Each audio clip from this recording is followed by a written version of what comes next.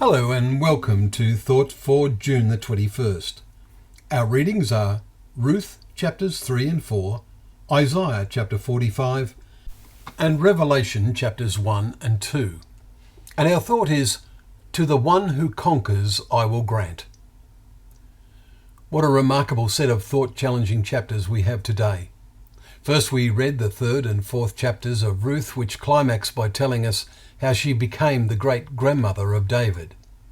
Then we read the inspiring 45th chapter of Isaiah, and where verse 11 jumped out at us, "Thus saith the Lord, ask me of the things to come."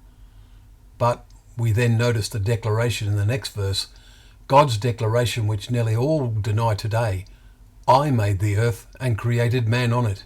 It was my hands that stretched out the heavens." Then in the book of Revelation, the heart-challenging personal appeal of the revelation of Jesus Christ, which God gave him. We are invited, indeed challenged, to read aloud the words of this prophecy, verse 3. And they would have done this in the first century, not realizing, as we do now, that it described events then and soon to happen, but then stretched forward to the climax when Jesus returned and reigned. Chapter 2 begins a series of 7 messages to the ecclesias that then existed, and they are all types that exist today, good and promising, poor and in trouble.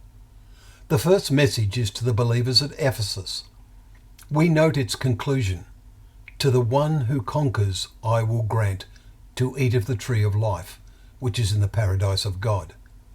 That message is for us too.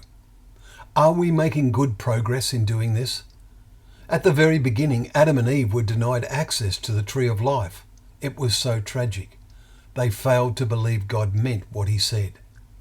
Let us each make sure we are among those who conquer, and so gain access to the tree of life and live forever, and experience the wonders of God's coming kingdom.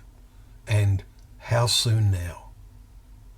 Well, thank you once again for joining us for Thought for the Day, where together we can open up the pages of God's Word, that Word being a lamp to our feet and a light to our path.